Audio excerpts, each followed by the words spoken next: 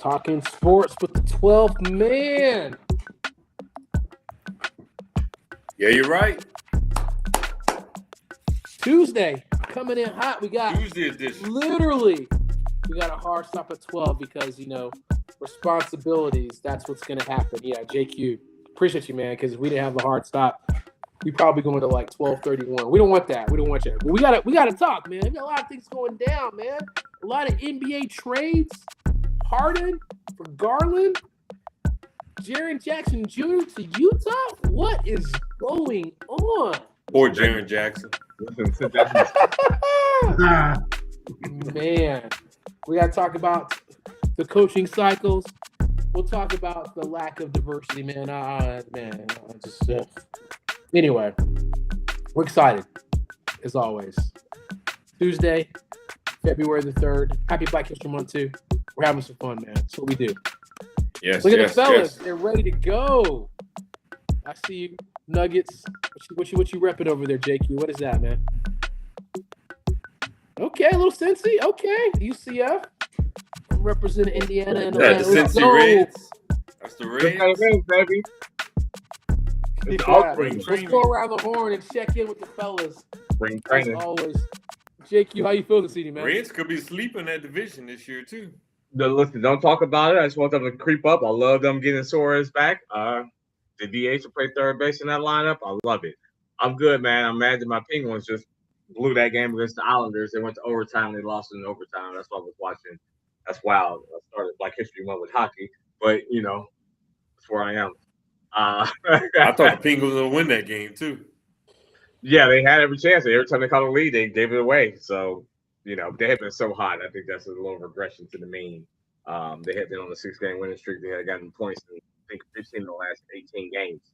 So they was due for a little dip here to maybe into this All-Star break. But hopefully they, well, actually, they probably won't. They got, I think, 6 dudes playing in the Olympics. So they're not going to hold out the rest. Sorry. There it is. I love hockey. I got to work a hockey game tomorrow night too. So there's that part. We got you. Sorry about that, Rich. We got you on, man. I had to do a quick little switching, and Rich is on. Nice to see you, man, as always. Rob Ford, how you feeling? Yeah, Rich. Yep. Oh, man, doing great, man. Ready to get this party started. A lot going on in the sports world. Sounds good. I had my asparagus with my lunch today, but tonight doing a little something different. Got a little poke bowl. No rice, though, of course. Trying to cut the carbs, but hey, it's all good. It's a show on the road here. You're going to be hungry again in an hour and a half. So what? You're going to be hungry again in an hour and a half? No carbs and stuff, bro. Rob, you can do blueberries. This guy. You could do long grain rice is good for that'll help you for some carbs. If you that'll help literally not the short grain. If you want to do a little basami, that's good for you. And then cabbage is also a good replacement too for carbs. So just a little FYI if you're trying to get rid of that as well. So yeah. What you said, I'm always gonna be fat. Didn't say that at all. Did not Yes, say you that. did. Man. You said what you said is alternate, because that's none of that shit I'm gonna do. It's not. No. It's not about being. No, you can have rice. You can just have like long grain. Short grain rice is more carby, so you can actually get away with it, believe it or not. So just FYI. And if you're trying to cut carbs, you can have cabbage. Cabbage is a great filler, believe it or not, and it's actually healthy for you. So just something to think about. So add a little cabbage and rice, or cabbage and some cauliflower is also good too, man. So I'm gonna be fat because. Hey man, we're trying to get you healthy, man. Trying to get you healthy. Gary, I did work out today. I did go lift today. You start talking about fat, and then you go right to Gary. You know what, Gary? How appropriate. Overreaching, man. Overreaching, man. You guys are pulling too much, man. I'm just talking, man. How you feel this evening, man? Get some cabbage going in there.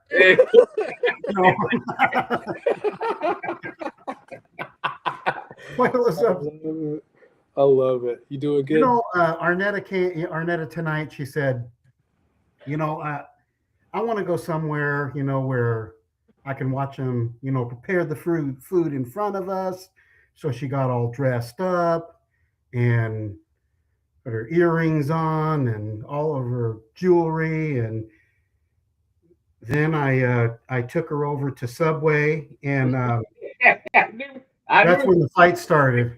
No, you did not. No, you did not. No, you did not. Anyway, just a little humor, gentlemen. I was God. waiting on it. You knew what's happening. You knew it was coming. Doing You knew- fantastic. You would have got kicked out of the house. Yeah, Rob, you know better than that, don't you? He said, "Double meat, treat yourself." There would have been something coming in the background hitting Gary if that would have happened in real life, man. But Oh, again, gosh. super stoked. We got a lot of sports to talk about. We got an hour and 5 minutes. So let's pack all this stuff in. I'm gonna really throw out where to follow us. Follow us on a couple of different places. We're on Twitter, which is at the number 12 THMEN Sports. We got that handle. Seattle, come at us if you want that. We're also on Facebook. If you go to facebook.com/talking sports with the 12th man or 12th man sports, we have that locked down too. Or try to get a big payday if you want to got to get that Seattle. Come after us for that too. On YouTube, we're actually different. Another 12th man sports. We're able to lock down 12th man sports. But Seattle, if you want that, come at us again. We locked it down, fellas. I'm looking for a payday. I'm going to break us all off if they try to come and get us that handle. But we're having some fun, if you will. But let's dive into some topics here. You know, Sunday's pretty big. The big game is happening. And let's talk about some moves, right, that I can't believe we're talking about this, but the Patriots are back in the Super Bowl. And let's go around the horn. What is one of the biggest moves that got the Patriots in the Super Bowl? Is it coaching? Is it getting Mike Vrabel, Drake May? Got a lot of things to discuss too.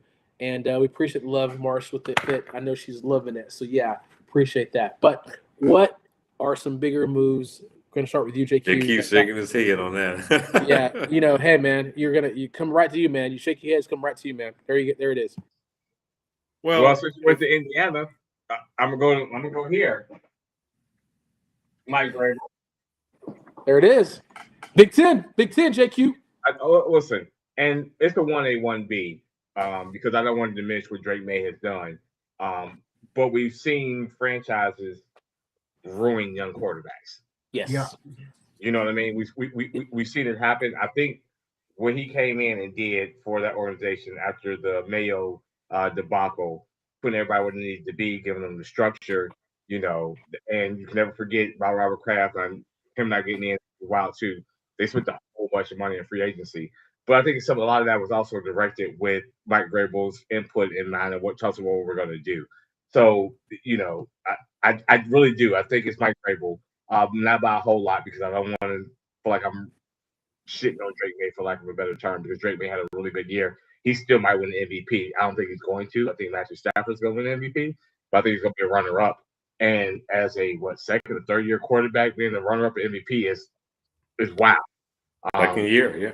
Yeah. So I just really think the program and the culture that Mike Vrabel came in and gave that young dude. And listen, he hasn't had to play great. And he plays really good defenses. Don't get me wrong, but he hasn't had to play great. But I think part of that is also Mike Vrabel puts in mind getting that defense together. You know, making sure he has a game plan for that team. I think we do. Yeah, I think it's, you know, I totally agree with that. It's equal in my opinion. I think it was a combination of the two of them coming together. Obviously, Drake May hasn't played well in the playoffs at all, to be honest with you. And he's actually lost some fumbles that their team recovered and kind of made up for some of his mistakes. So in the playoffs, they're getting to the Super Bowl in spite of him, right? Now, in the regular season, Drake May was phenomenal. When you look at his completion percentage, even his average completion, versus other quarterbacks in the league, was near the top. He was completing a lot of balls down the field with accuracy. So obviously, it was a combination of them drafting Drake May and then adding some stability to our organization with the hiring of Mike Vrabel, right? So it's easy. You got to have the Johnny and Joes to win. And 9 times out of 10, you got to have the quarterback to win. And they've got the quarterback that got them to this point in the playoffs, even though he hadn't played that well in the playoffs, right? But Mike Vrabel has been the stabilizer in the other areas of the team, you know, bringing in Josh McDaniel as offensive coordinator, you know, stabilizing the defense and the special teams. And then, of course, having that quarterback piece has got them right back. And I mean, look, this team is going to be a contender for the next 10, 12 years, maybe 15 years if you keep Drake May there. And now you're set. for quite some time at the quarterback position. And look, coming out of that draft last year, it was 1 A, B, and C when you talk about Caleb, Jaden Daniels, and Drake May. And obviously Daniels was hurt this year. But you look at what Caleb did, getting to the Bears, second round of playoffs. May is getting to the Super Bowl. Daniels got to the conference championship on last year.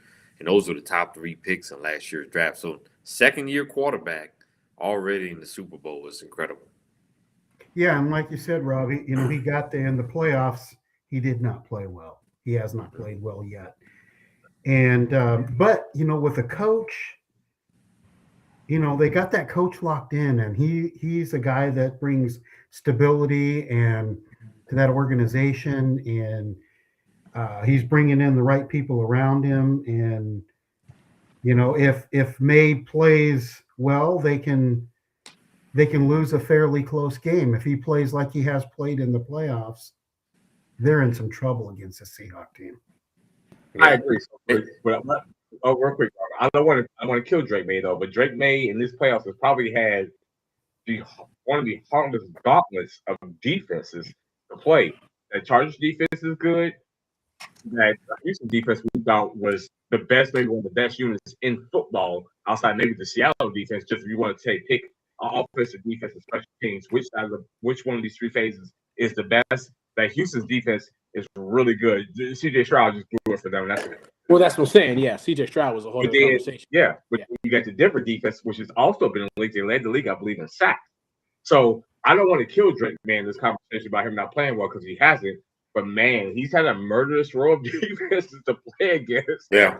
Well, I tell you what, and Will He got Campbell lucky. started left tackle. Obviously, he went to LSU, he was top 5 pick in the draft, but he has not played well in the playoffs either. Here we go. He's been getting his ass kicked. He's been a turnstile at left tackle in the playoffs after a solid regular season. And So, if you're going to be I a mean, champion, that's kind of what you have to do, right? You have to play the best teams. You did. But Teams But let's- that are in there, or I'm the gonna- league. I'm gonna- defensive. Yeah, I I'm going agree to with push that. back I've seen slightly. Go ahead. Yeah, Go ahead, Rob. yeah. It's a combination of both. You got to give those defenses a lot of credit, but Drake May could obviously have played better as well. But even his team, I mean, Will Campbell has been a turnstile at left tackle, right, in the playoffs too. So he's been getting hammered. Obviously, they have to give him some help. We'll see what happens in the Super Bowl, but they're not here without each other. Look, Agreed. Mike Vrabel is not in the Super Bowl without Drake May. No, I don't think Drake May is in the Super Bowl without Mike Vrabel either. So it's a tie for me between those two. I'm gonna say that Drake May got lucky because, and that's sometimes what it is. Because, and I'm not saying like he's like you said, JQ, he's not like shit. But I'm saying the fact is that you had a chance to play Jarrett Stidham. He wasn't he wasn't Bo Nix. You got a chance to play a bad CJ Stroud. So it was just tough. Now, granted, we thought that Houston's defense is definitely a championship style defense. So they just ran into you can't win if you have that many turnovers. I don't care who you are. So unless you're the Baltimore Ravens defensive back in the day that just give us 12 points. It's all, Ray Lewis, just 12 points we can win. Something crazy like that too. But again, Stidham, obviously, he played well. But if you have Bo Nix, maybe it's a little different. And Bo Nix, we can say the same thing about him too. Rob, I think it would have been different with Bo Nix. We definitely it would have been different. So and like you said, Drake May, as you said, Richard, he definitely made the plays and he'd make them. And I don't think that Seattle defense is a little bit it's tough, man. And I know JQ, you don't like betting against Darnold, but he's playing well, man. And he doesn't like betting on Darnold. Yeah. So, but I'm just saying, this one's a time to bet on him. Folks are gonna figure you out, man. That's what happens. They start figuring out your tendencies. In the second year, that's why they call it a sophomore slump, because they start figuring out, okay, we figured out your fastball. What else you got? We figured out your curveball. What else you got, man? So you gotta do some different things. You gotta evolve, and like you said, everyone, Rob, Gary, JQ, you talked about giving Vrabel a lot of credit. It's a team game. They've had a solid defense, solid special teams. You've been very optimistic. You've made the plays, Drake, whenever you had it. You don't put too much on your plate. Make the rookie hit the correct passes, and May's been playing well. But like you said, The last couple, you got lucky, my guy. Man, Stroud game, playing Stidham, it worked. Everything worked out, man. So I don't think it's going to work out in the And Super we've Bowl. talked about this. I mean, there's nothing wrong with being lucky because every Super 100%. Bowl team Yeah. that has been out there have been points of the season, different games, different scenarios. Yeah. You have to be lucky. Yeah. You have to be healthy. You have to. Yeah. Everything played out. Everything played out. I mean, like, and that's part of it. And you can go back. Each one of you all can go back.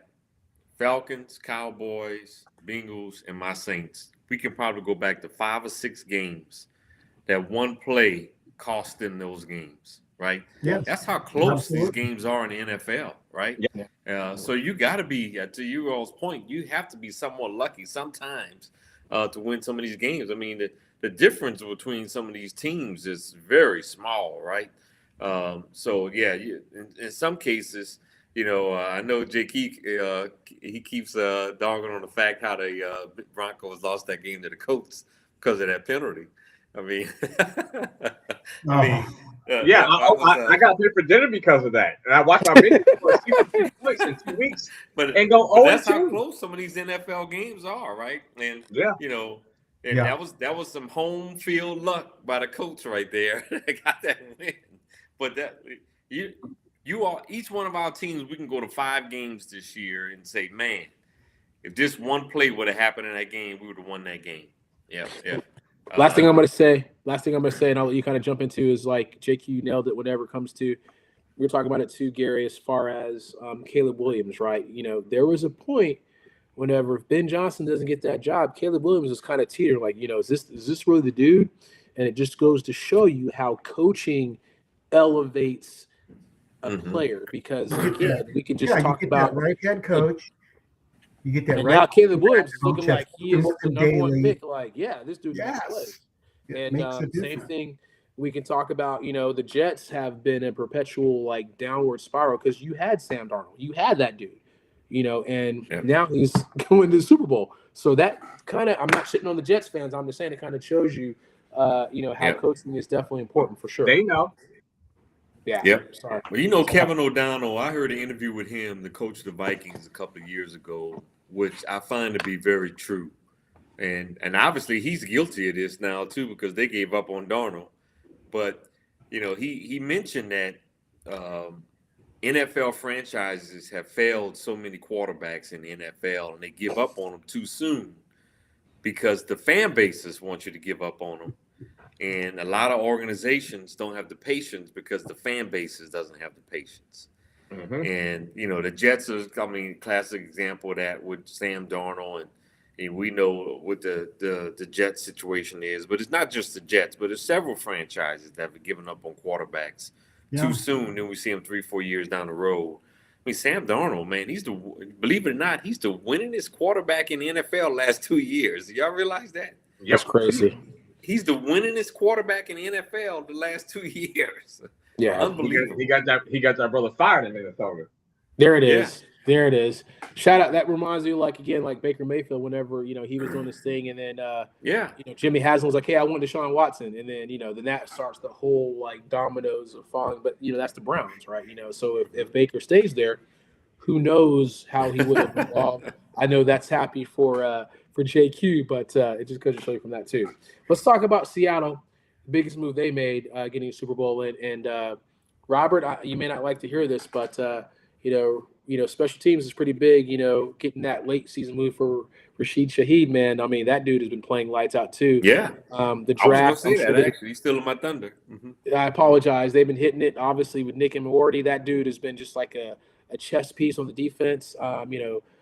Bill Snyder, they're right back in there. It kind of goes back to, I had a trivia question about this, and they're like, name the 2 quarterbacks, and people putting Tom Brady and Russell Wilson. Like, nah, man. It's like, it kind of goes back to whenever situation, people said that Marshawn Lynch should sign just for one day to get his touchdown. But we'll talk about that later, man. But again, what about Seattle making those moves? No, you touched on it. Just like I had a tie with New England, I got a tie with Seattle. My tie was Vrabel in May for New England. My tie for the biggest moves for Seattle was Sam Darnold and Rashid Shaheed. And when you look at Sam Darnold's brought them some really good stability. And this is not to take anything from Mike McDonald, their head coach. I think he should have been coach of the year. I don't know. I think that comes out on Thursday night. But I know the question is what's the biggest move, and I know I'm kind of doing two because I'm saying it's a tie. But I'm going to go with Sam Darnold, man. He's brought some stability to that organization. He's a winningest quarterback in the league the last 2 years, and there was a big elevation of play from that team. And then Rashid Shaheed, the big plays that he's been able to make on special teams alone, from a kickoff return to punt returns, not just the ones he's taken to the house, but the ones he's got in good field positions. It's been a game changer for Seattle too this year, right? And so I'm going to say it's a tie between those two. Obviously, Mike McDonald deserves a lot of credit for the job he's done. And quietly, Leslie Frazier, too, has done a really good coaching job, to add some stability and kind of been a mentor to McDonald on that staff, too, as well, right? But, Sam Darnold and Rashid Shaheed, to me, has been the big difference makers. Can I just say the biggest move, I think, is keeping Rob Schneider as the GM? That's a good one, yeah. Yeah. You realize Shout out, Jill. Appreciate you, Jill, too. they were 10 or 11 years, I think, between Super Bowls. There's not one player on the Seattle roster that was on the team the last time they went to the playoffs 10 years ago. Same team, right? You only turned over. You got off of Russell Wilson when you needed to. You drafted ASN. You let DK Metcalf go. You see what's happening there. You let Tyler Lockett go. You went and got Mike McDonald. You spent these money. Hey, man. Keep Rob Schneider and allow him to do Rob Schneider things. I think it's got to start with him. You're talking about that. They didn't go through being bad. We kept them moving and keep them in the middle and then upper echelon middle, and now Super Bowl again. Listen, a 10-year span, you'll have not one person left in the last time. Not a coach, not a player. That's impressive. I'm gonna give him his flowers today. That's impressive. That is. I don't know if we can talk about another organization that's done that.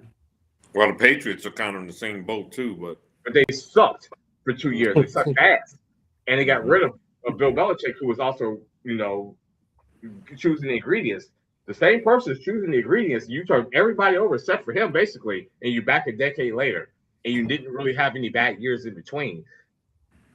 I got a trivia question for you guys. Who was the head coach of the Seahawks the very first time they went to the Super Bowl? The very first Super Bowl? No cheating. The very first Super Bowl? No, who was the head coach of the Seattle Seahawks the first time they went to the Super Bowl? Not Pete Carroll. No. The first one, okay. Not Pete Carroll was the head coach when they went the second or third time. The second, third time, okay. Chuck Knox? Nope. Chuck Knox never took him to a Super Bowl. They went to a conference championship game with Chuck Knox. Chuck Knox was going to be my guess. Dave. Chuck Knox was going to be my guess. Jill, help us out. There we go. Richard got it. Holmgren. Richard might have cheated, though. That's good. Richard, you cheated. I know, Richard, you cheated. That was Sean Alexander and everything like that was playing? Was that yeah. Matt Hasselbeck was the quarterback. Wow. We're going to win the toss. We're going to take it out of the field and win, Mike Wilson.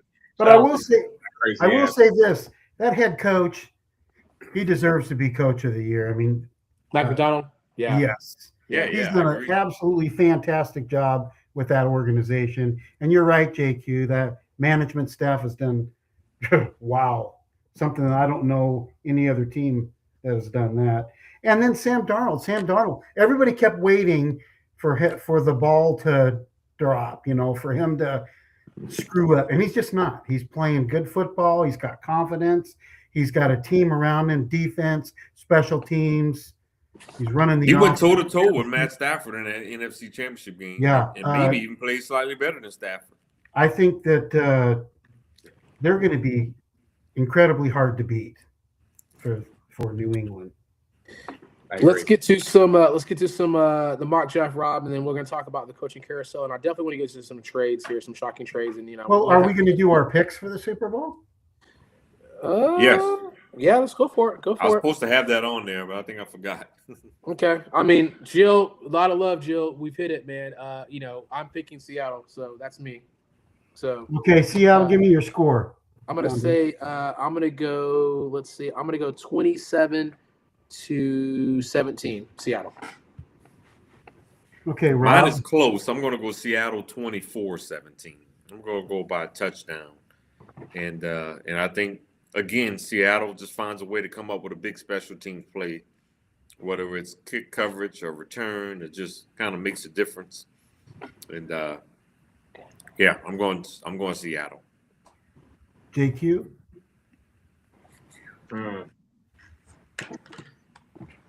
Uh-oh. Stuff like everybody's going to go Seattle.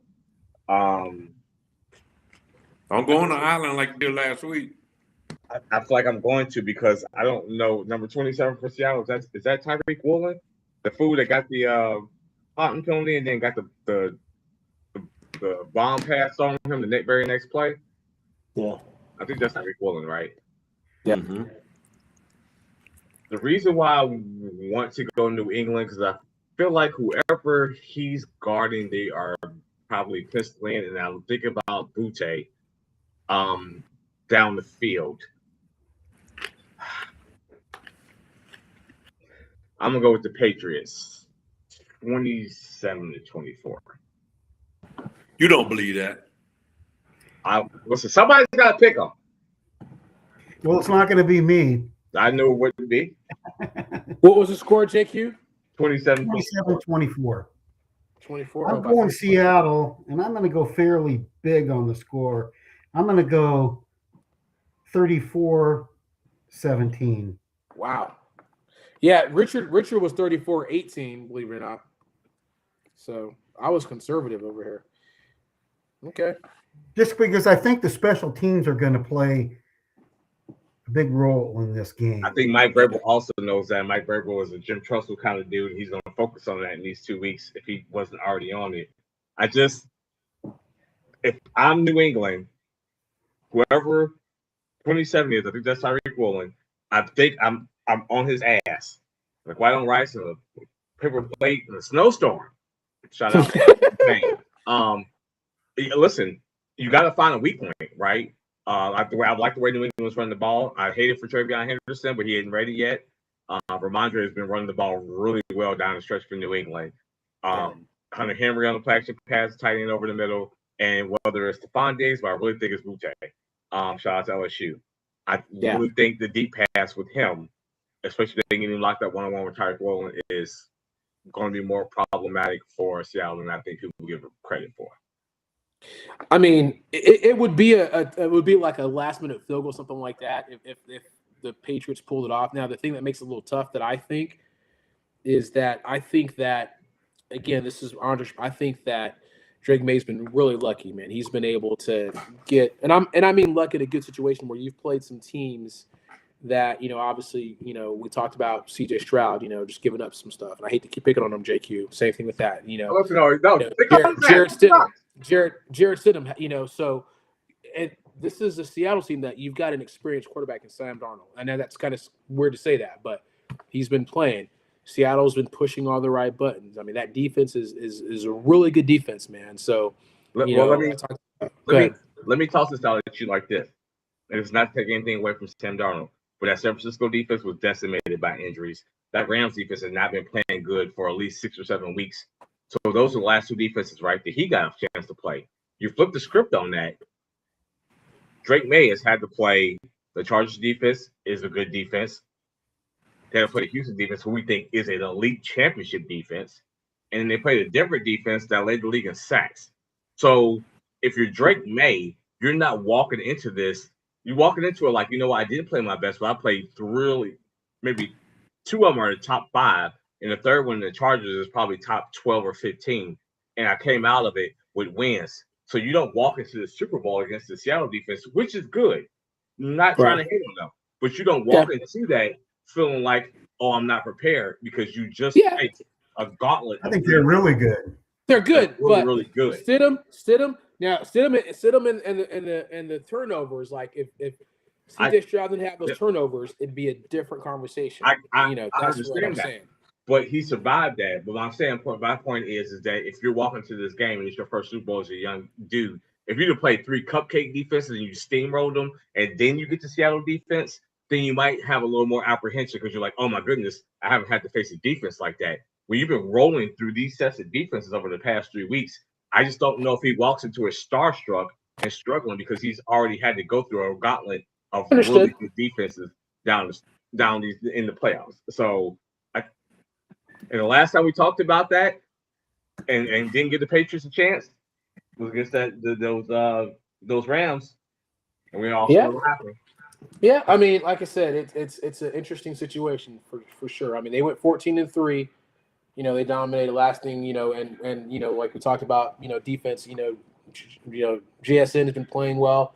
It's interesting, man. Like I said, so both teams have played some good shots. But, Matthew Stafford's playing his ass off, so it wasn't like a cakewalk. But if I'm the Patriots, you know what I do? I don't give a damn what we did coming into this. Hey, Christian Gonzalez, number 0, my shutdown corner. You got JSN all day. He gonna get you sometimes. But listen, you need to know what kind of cologne he wear, what kind of gum he chewing, because that's your dude. Yeah. All day. 1-on-1. And he's gonna get beat. But listen, he's gonna get beat sometime. You're right. But if you're my lockdown corner, you got their number 1 wide receiver. We'll play coverage on the other guys and see what happens. That's fair. We're gonna scheme it though. We're gonna scheme it. That's where you get your money, man. You got to scheme all this stuff too, man. Because I still got to figure out stuff. But again, two good teams, 2 good coaches. Well, they both deserve to be here. That's the thing. They regardless of how Cooper they got Kupp here, too. So you got to figure that out too. there. Yeah. Cooper Kupp. Yeah, that's fair. Both teams probably got some luck along the way. I mean, we know that, but they're still 2 very good teams.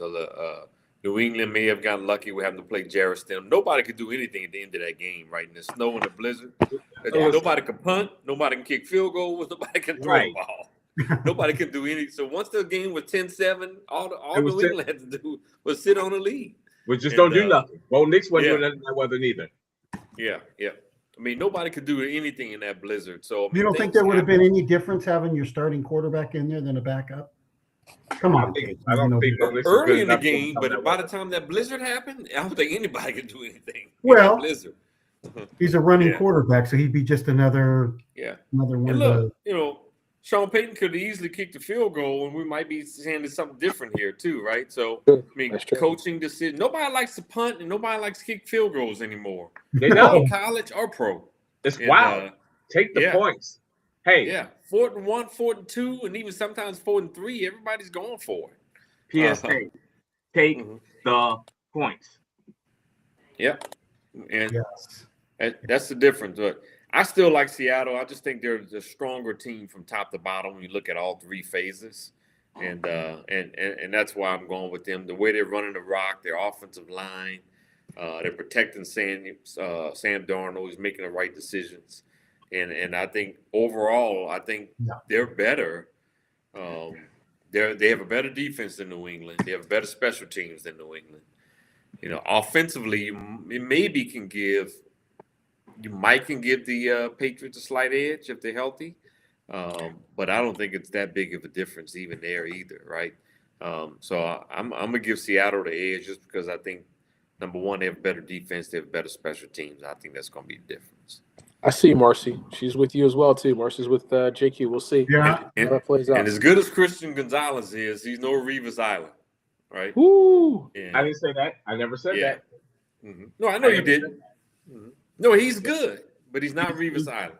Well, my thing is, if I'm going to tout you and you want me to pay you that way, then I got to put you on that dude. Now it allows me to shape my coverage over to a Cooper Kupp and a Barner and make life difficult for them. You guys are seeing all day. I'm gonna tell you, bro. He's gonna get you sometimes. Just don't give up the big play. Hit, grab him, hold him. I really take a 5-10-yard penalty to give up a big play, but you got to win more of those battles than you lose. And we'll play coverage to everybody else's and just let the chips fall where they may. I'm not saying the New England's gonna shut Seattle down. I said 27-24. Seattle's going to score on New England. Don't get me wrong, right? But I feel like the Patriots. I feel like Drake May is more battle tested against a good defense than necessarily Sam Darnold has been over the past couple of weeks. That's all. Let's talk about NFL mock draft, Rob, and then we'll kind of again get through some coaching carousel moves. And I definitely want to talk about the latest trades that have been going down, just to kind of keep us one time because we're getting kind of close here. But really quickly, Rob, you can do the mock draft if you will. Yeah, I posted a 3-round mock draft. Obviously, number 1, no changes there. Fernando Mendoza looked like he's going to go get to work with Clint Kubiak in Las Vegas. Number two, one of Jake Hughes' boys got to see Arvell Reese. These kind of players on defense is becoming very valuable right now. The versatile guys, they can move around and play different positions. And Arvell, you can put him at the edge rush. You can put him at a regular linebacker position. You'll be able to move him around a lot. He's got the size. He's got the speed. So I got him going number 2 to the Jets, even though they need a quarterback. Francis McGuire, offensive tackle from Miami. I got him going number 3 to Arizona. And then Miami again, Reuben Bain Jr. Got him going number 4 to Tennessee. Put him with Jeffrey Simmons on that defensive line. Ooh. And Reuben Bain kind of reminds me of Will Smith. Played for the Saints, played at Ohio State. He's got those short arms, but they're both powerful and they're both fast. That's a comparison for me with Reuben Bain. He's 6'3", but he doesn't have those super long arms he like from a defensive end. But he's powerful at the point of attack, and he uses his speed really well. He's got a great kind of reminds me of Will Smith because he had those short arms too. Spencer Fano, offensive tackle from Utah. I got him going to the Giants. Carnell Tate, wide receiver, Ohio State. Got him going to Cleveland. David Bailey, another edge rusher. Now, he's probably more your prototype edge rusher, like 6'5", 6'6", long arms, Texas Tech. I have him going to Washington. My Saints, got him taking Jordan Tyson, getting another wide receiver. Y'all saw those wide receivers we had out on the field against the Falcons at the end of the game without Olave. I mean, we had trash at 1. We had trash in the slot. We had trash. And somehow they still scored 17 points. But Olave had his best season as a pro. He made second-team All-Pro and really got in gear with Tyler Shook at the end of the year. But, we need another receiver. And Jordan Tyson is 6'2", he's fast, he's athletic. And his older brother is in the NBA with the Cavs, Jalen Tyson, and so he's got some of his brother hops. He doesn't have his brother height. Jalen is 6'6" and Jordan is 6'2", and I guess that's the reason why he's playing football. I was gonna say that's why one's playing in the NBA, one's playing in the NFL. Yeah, but he's got his brother hops, and so hopefully that's going to be something the Saints going to need. Caleb Downs, I got him going number 9 to Kansas City, and number 10, I got Keldrick Falk going to the Bengals, 6'6", 280 pounds. The thing I like about Keldrick Falk, man, at that size, he can really rush the passer with power and speed. And then on third downs, you can even move him inside and rush from the interior defensive tackle spot. So he brings a lot of versatility. Sounds like another project of Shamar Stewart. So what? Sounds like another Shamar Stewart project to me. No, Falk has actually put up the numbers, though. Shamar Stewart did not put up the numbers in college. He did. Yeah, that's fair. Yeah. I'll skip around a little bit. I got Dallas taking Jeremiah Love, running back from Notre Dame. We see you, Richard. 12. And Love is a home run hitter, man. He reminds me of Bijan Robinson. You get him out in space. And the Cowboys, as good as their offense was, they didn't really have a great back. And having a good back is going to also help your defense too, right? So Jeremiah Love will be able to run that rock, and he'll be a home run hitter as well. And then at number 20, I had Dallas taking Monroe Freely, offensive tackle from Georgia. And he's a guy that's moving up some draft boards too, but he's just a stable guy, can run block and pass block. He's like 6'6", 6'7", 320 pounds, obviously coming out of a good program. Why don't you give Dallas Peter Willis sorry ass from Clemson? Stop giving us to Cincinnati. We don't want him with Clemson Tigers. Give him to Dallas. No, you keep him and shut up. I got Peter Woods at the end of the first round now, and I'm 29. So neither one of y'all have to worry. I didn't expect that, Gary. That was good. Gary's fire. That was all cylinders. Yeah, that was funny. That was That funny. just slipped out. You can't shut up. That was funny. Yeah. Then in the second round, I got the Bengals taking Keontae Scott, safety / corner from Miami. You saw him in the playoffs. He had a really good run in the playoffs. He can play in the slot. He can play safety. So be a versatile defensive back. I got the Saints taking Colton Hood, cornerback from Tennessee. Yes. Had a really good year. Got the Falcons taking Anthony Hill. He's one of those versatile linebackers, like 6'3", 240 pounds. You can move him around to rush as well as be a regular linebacker from Texas. And then in the third round, Bengals, JQ's going to love this pick. Jay-Sean Barham from Michigan. 6'3", 245 pounds. Oh, I love it. He'll be able to come in and be a situational pass rusher right away. Even he's got long arms for a 6'3" guy too. He's fast, and even at that size, he plays the run really well too. When you watch him on film, I got my Saints taking Elijah Pritchard, offensive tackle from Nebraska. Another big dude, 6'6", 320 pounds. Get some more depth. And I got the Falcons taking Genesis Smith, safety from Arizona. It's pretty big safety, 6'2". He's got long arms as well, a tackling machine from Arizona. So that's why I have it in the first 3 rounds as of right now. If I'm Washington, Richard. Rob, Richard has a question for you. Yeah, JQ's about to answer. Go ahead, JQ. I'll say if I'm Washington, I would keep Mariota. Yeah, you There's keep him. somebody I'm You don't. super in love with in this draft right now. Yeah. That I feel comfortable. And Mariota plays a more civilized version of the game that Jaden Daniels is probably going to grow into. Yeah. So keeping them together, you can keep the same offense. And he's going to run it. Like Mariota played well. That defense is the problem in Washington. Like they need another playmaker on the outside with McClung, and Debo's lost a step. But they need some guys. And I hate to say it, my man Marshawn Lattimore. He's lost a step. He's lost a step on the outside.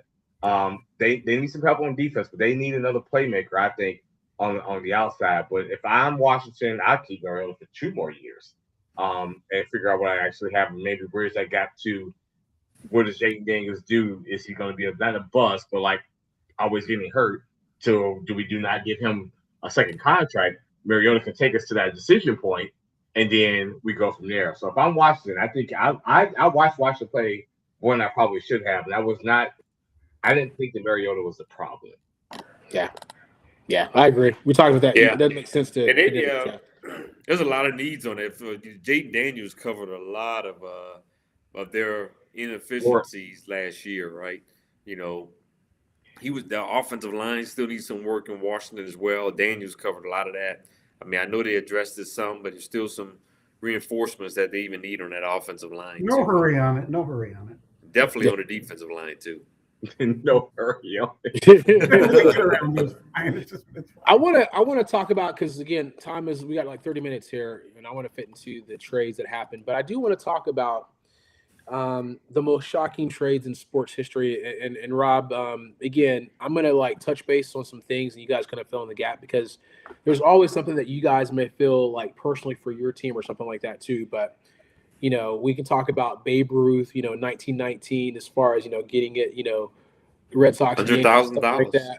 That was just. What'd you say? Yeah, they traded Babe Ruth for $100,000. Yeah, $100,000, and that's what kind of that was massive. That's the massive contract. 86 years for that. The Gretzky trade, 1988, he was sent from Edmonton to the LA Kings. It was so shocking that the Canadian government nearly tried to block the deal. Gary Herschel Walker in 1989, the Vikings gave up 5 players and 6 draft picks to Dallas, and it gave that got Dallas the Super Bowl. That was your dynasty right there. And Jimmy Johnson was talking about that, and they traded all of those players away. They got more draft picks, and they ended up just with a slew of players on that. That was 15 draft picks. Yeah.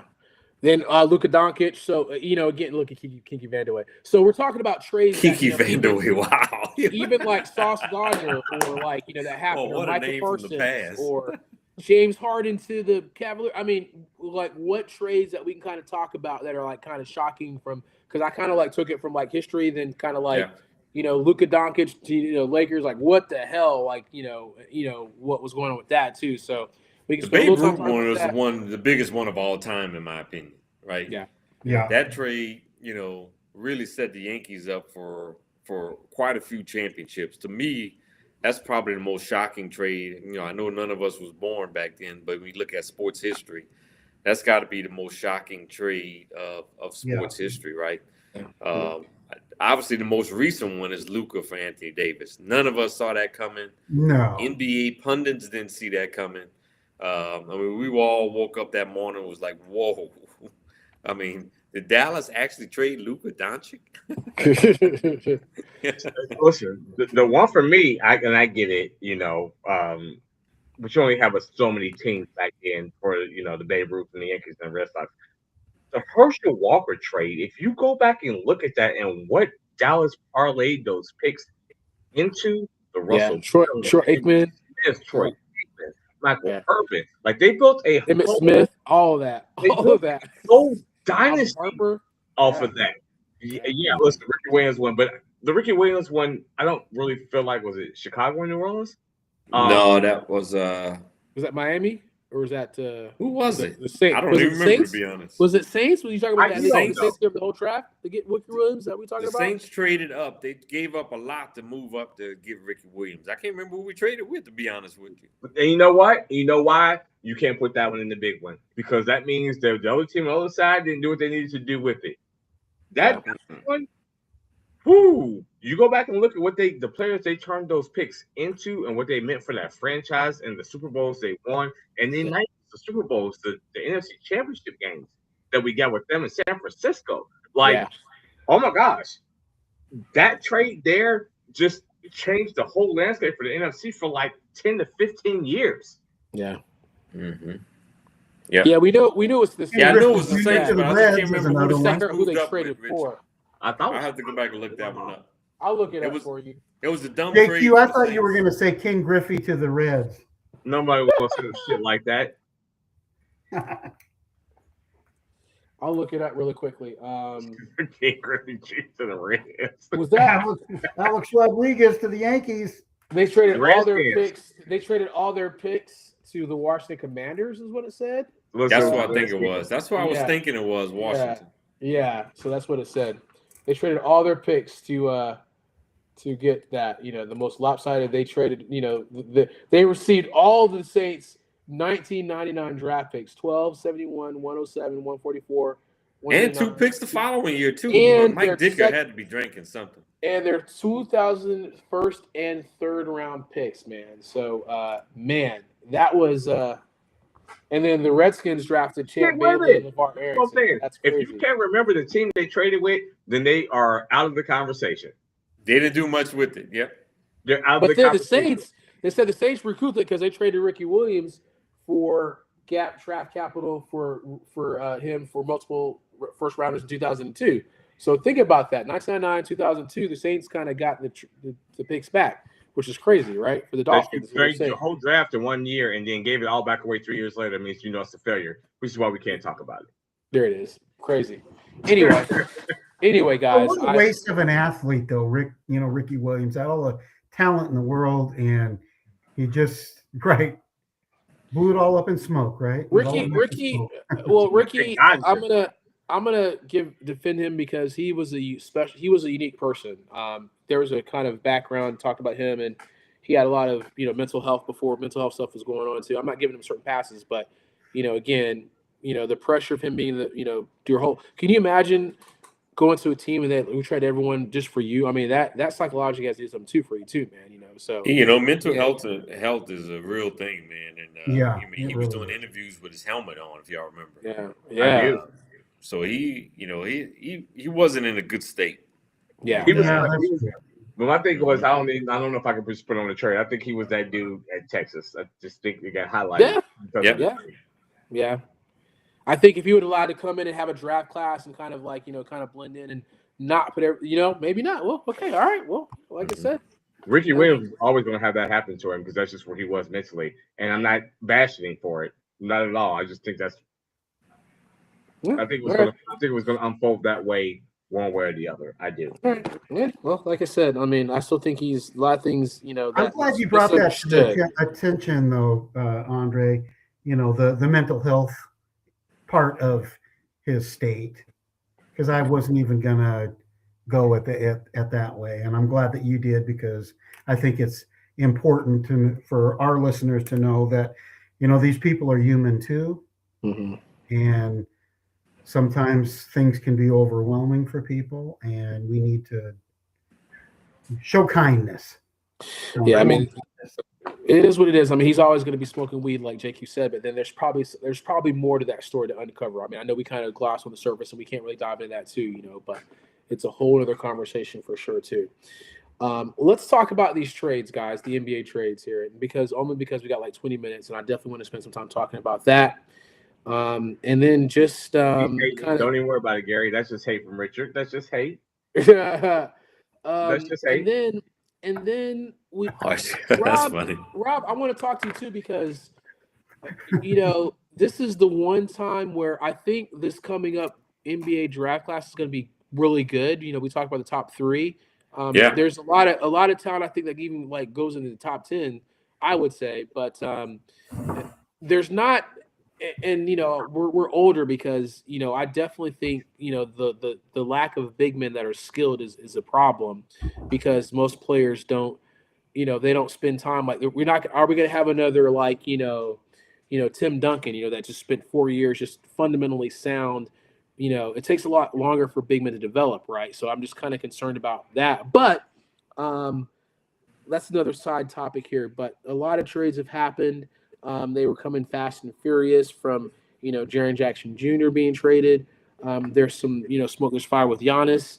Obviously, we were talking about it, you know, with James Harden. That's never happy. He's probably traded from Brooklyn to Philly and back to the Clippers. And, you know, 36 years old, man, getting traded for Garland. You know, he's 26, and Garland had, you know, toe injury. He hasn't been the same. Is that going to affect the Cavaliers, you know, and what's happening with Donovan Mitchell? You know, Jaren Jackson, man, that was just a massive trade, you know, going to Seattle, to Salt Lake City, and you know, and talk about it. Let's talk about it. He ain't been doing shit in Memphis. Can we talk about that though? That's part of the reason why they got rid of him. Jaren Jackson. Well, he did have. I thought last year Jaren Jackson was a very underrated player. I thought he was I thought last year he had a heck of a year. Now he did drop off a little bit this year for sure. I think the potential and the talent's there with Jaren. I mean, last year he had a phenomenal year. I don't think he got the credit that he deserved on last year. He had a spectacular year on both ends of the floor, defensively and offensively. His play did drop off a little bit this year. I don't know if it's because the personnel around him wasn't what it needed to be, but I do think he's a really good talent, and he's one of the few bigs today that has a bag and a post and can step out and shoot the basketball from 3-point range, and he's going to defend. So I think he just needs to get with the right coach and the right team. But Jaren Jackson is a talented big for sure. Are the Jazz the right team? If I pay you that kind of money, you're supposed to be that dude. It's not supposed to be about who's around you. Be the leader.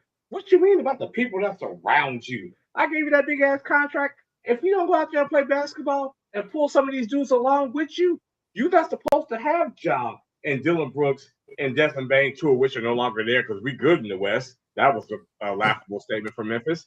If I give you that kind of money, bro, you better go out there and play ball and help these young dudes along their way with you. Stop that. You stop giving them these outs of Robert Ford. He played like trash this year. So when you look at his last year he averaged over 22 points a game. This year he's at 19 points a game. Last year his field goal percentage just dropped by about 1.5 percentage. His 3-point percentage just dropped by about 2%. His free throw percentage is actually going up this year. I think his biggest opportunity is his rebounding. Yeah, obviously that's a stat that he probably should be contributing a lot more in for a big. He's still putting up good numbers from a shot block perspective. So that's, His steals are slightly down. His assists are slightly down. What is he averaging his rebounds per game? This year, only 5.8. Gosh, Now, that's why I I'm would a say 17 total. He averages 5.8 rebounds a game. that's unacceptable. I will that agree. is unacceptable. You think? You think? But look, Jaren Rob, Jackson, you could average that. I'm gonna stick to what I said. Jaren Jackson is a terrific talent, and with the right coach and the right team, I thought last year he had a fantastic season. I thought he was one of the more underrated players in the entire NBA on last season. Yeah, his numbers are slightly dropped, but I still think he's young enough to where he can get back to what he did on last season. Listen, I'm not gonna throw him out with the bathwater. He can, but I think that was that. If this don't wake you up, getting shipped out To Utah, to Salt Lake City, where no brother wants to go play. If that don't wake you up, I don't know what else will. Leaving the land of barbecue, and you can't find a good place to barbecue in Utah. That's crazy. You better bring that smoker with you. That is messed up. What else we have? Gary, was there anything you wanted to highlight, man, you were thinking about, man, as far as some trades here or what? No. I think you Okay. brushed over the Harden one too fast. I didn't Yeah. brush over it. I was just throwing out the trades that No, were no, no. happening through the thing. But yeah, I'm not talking about. Harden's had a good season. I think you brought it up.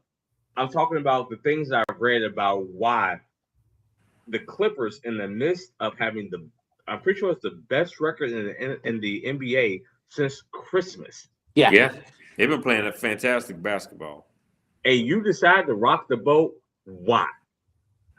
And you come back and say at 36 years old, they wouldn't give you more than the 2-year extension they promised you, and you got mad about that at 36 years old and said, hey, man, I don't give a damn about what's happening right now. Trade me? selfish. He's And that's always what been it- that way. That's always been James Harden's MO. And that's You know why what? he's never So we- won a championship. That's Yep. why he folds in the playoff every year. Game 7. You know, Well, he's well, always Rob, been that way. And now he's going to a team. Well, I think Donovan Mitchell is a young James Harden. He always folds in the playoffs too. So now we got the two same guys on the same team that folds in the playoffs every year. And But as far as organizations, the Clippers are always that organization that brings in all this talent and everything, and they somehow screw it up. You had Something SGA. is wrong in that organization. I'm not gonna put this all on Michael Harden. I think Oladipo. Harden owns a good You bit of it. drafted Michael Oladipo. Yeah, they But brought in Lawrence some Frank, really Frank, good. man, there's got to be something wrong with Lawrence Frank, man, in that organization. I 'Cause don't they have brought understand in why he good still has a talent. job as a general manager. I don't get it. Something is wrong in that organization. I put part of the blame on Harden. I'm going to put a lot of the blame on Lawrence Frank for the way this organization is being run. And I don't understand. What's the dude with all the money who owns the team? What's his name? Ballmer? I don't understand why he's so confident in Lawrence Frank as general Yes, he is. manager. Yes, you did. I mean, Lawrence Frank will be out the door. I mean, But out. Rob, the flip side of this, Jake, you just said it, they were playing the best basketball since Christmas. So how do you blame? And Well, I no, thought that's Harden was Tyronn Lue. playing Tyronn good. Lue is one of the more underrated coaches in the game. Something's been going right, so you can't blame. You're like, well, they've been playing well. You got one player that decides to rock the boat. Like you've been playing well. You've been But the playing well. stability of the organization is there's no stability in the organization. Tyronn Lue is the one who's keeping that thing afloat because he's such a really good coach. I think he's one of the more underrated coaches in the league. Might even be a top 5 coach in the league, right? And even the Clippers got off to a slow start this year, and Tyronn Lue, he made it clear that we will turn this thing around, and they did. And I think Tyronn Lue is one of the more underrated coaches in the league. He makes really good adjustments. When he realizes the rotation is not working, he finds the right rotation to go with. I think he's one of the more underrated coaches, but I just think the stability of this organization is not there with Lawrence Frank. I think they need a better GM. And Harden deserves a lot of blame because he's selfish. We've seen this with him. We've seen this with him in Philly. We've seen this with him in Houston. Not We've a seen it fan. with him in Brooklyn. Not a When he fan. doesn't get his way, he wants out instead of, he whines like a little you know what. And so Okay, thank you, Gary. You said it for me. Listen, I think you know what I think Frank gets too much blame. I feel like he looked at it. We talk about the Harden. You feel like you're going to get him, and then he does that to you. Chris Paul's also been a malcontent everywhere that he's been, and that is the reason why he's not won a championship. Okay, there's no chance when you traded SGA that you thought he was going to turn to this. None of us did. Nobody on this podcast, when we talked in Texas, also said, "Man, I can't believe they gave away SGA. He's going to be a future MVP in this league." Not a soul thought that was getting ready to happen. So I'm not going to put that on him. When you say, "Hey, man, I'm getting Kawhi," he spurned the Lakers. He said, "F LeBron," and I'm going to pair him with Paul George, who was a top 30, 40 player at the time, to give you with Kawhi. He gave him Patrick Beverly, and then he had the Lob City teams where Doc Rivers blew that. Like, the Clippers have had some talent. They've had some really good on those teams, man. Like they have. So, if you're talking about him as a GM in terms of assembling talent, he's assembled some talent. He has. Has it not worked out? Yep, some of it's been on coaching. If you want to put that on him, if he was a dude to hire the coach, then that's on him. But he's acquired some talent. I'm not gonna put SGA on him. When he saw that, I was like, you gotta go get Paul George. And listen, as a Lakers fan, I said, oh shit, I don't want Kawhi Leonard and Paul George to be on the same team. And I'll give you an analogy, JQ. I'll give you an analogy on this. Have you ever been down the road and there's a car accident that, you know, some cars are piled up on the side of the road, and as you're driving down the road, man, you're watching. Everybody is, and traffic slows down, and you're watching. That's the Clippers. That car wreck is the Clippers. Every year they do this. Yeah, this occurs. Yep. But, you know, I'm going to give you, those are some really valid points, JQ. But, even this past offseason, you traded Norman Powell, who's going to the All-Star game, by the way, having a terrific season. Because he's on a person score for Miami. So what? He plays for Miami, right? Yeah. He's on a person can score in Miami. He wants to score on the ball. Tyler Hero can't even stay on the court. He averaged over 20-something points last year with the Clippers with James Harden and Kawhi Leonard, too. You can't pay everybody. Yeah, well, I mean, you had them under the salary cap already, and you gave away. Look who they traded. What they got in return for Norman Powell, JQ? Bradley Beal, Brooke Lopez. When the last time Bradley Beal had a good season in the NBA? Probably got to go back to Prince song, 1999. There, right? Oh, shout out! Whoa, that was sweet there. Right? Yeah, you got to go way back. It says Bradley Beal, Brooke Lopez should be on this podcast with us. Okay, so let's take a step back though. In league circles, for the better part of both their careers, who was valued higher, Bradley Beal or Norman Powell? Well, definitely Bradley Beal. Definitely. Well, in 1999, yes. This past offseason, Bradley Beal did nothing last year, man.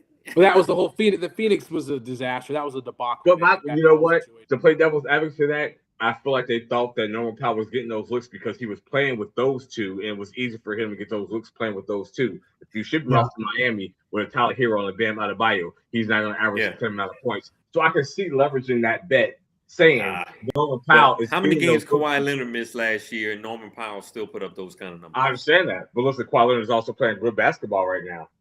Mm-hmm. No, what I'm saying is they saw what Norman Powell could do even without Kawhi Leonard last year. But you knew Kawhi was coming back, and you knew he was coming back. But you can't say that. You can't say that Norman Powell was doing this because of the looks he's getting because of Kawhi, because he was scoring those points when Kawhi wasn't there. Yeah. Mm-hmm. Let's wrap this up. When Norman Powell was playing for the Trailblazers, he came home from they had a East Coast swing, road game, about 5 road games. He came back and he lived in the West Hills of Portland, and there was a car in the bottom of his swimming pool. Oh my God! Somebody went off the road. Oh no, man! Landed in the thing. Whoever stole the car or whatever just got out of the pool and swam to the shore. And he comes home, and you're out there and you're talking on the phone to your brother. You've unlocked the door or whatever. You look out there. Shut up. And they showed it on the news. Oh my God! How many teams has Norman Powell played for? I think people just look at Norman Powell and just don't feel like his name is Norman Powell, and he just, you know what I mean? Like I do, and it might not be fair, but I think that's a part of it because if you had that dude, he just wouldn't keep getting shipped around. Well, he just really came into his own the last couple of years. So yeah. So I mean, first few years of his league, he's maybe the Sam Darnold of the NBA, right? He didn't get off to a good start, but he's coming into his own now. 2015 years. That's just Raptors, now. Raptors, Blazers, Clippers, and then the Heat. That's all. Yeah, so he's in Toronto, Portland for 2 years, and the Clippers. And then he's 32 years old. Yeah, he's been in the league a while. Yeah, it's solid. He's gonna be 6'3", man. That's crazy, man. Really quickly, we got 5 minutes. Does Giannis get traded? No. Summertime. He will get traded. I don't know if he'll be this week. So yeah, I kind of agree. Okay. If it's not this week, he will get traded in the summer. So he will get traded at some point. Will his brothers go with him? That's the question. Yeah. That's their package deal. But the reason why I say that is I think in the summertime, and keep me honest, Rob, is that some of those first-round picks that you can't trade right now become tradable in the summer in the new calendar year. So that I think it gives other teams the ability to have a more competitive offer. If I'm not speaking out of turn, I think that's what it is, though. All good.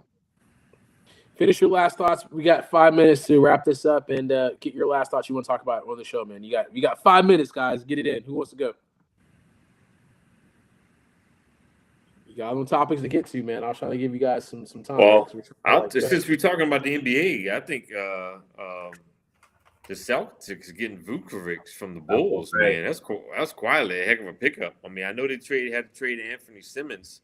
Or Simons, who's had a quietly pretty good year too, but getting a big and Vucevic, I mean, I don't think the Celtics, it looked like Jason Tatum's going to sit out the rest of the year.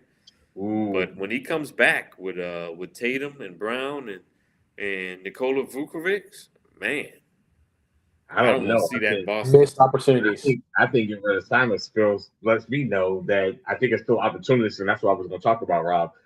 Mm-hmm. Are we sure that Tatum ain't going to come back? Because I feel like, do you trade that wing if you know that Tatum ain't coming back like that, and they hold and float?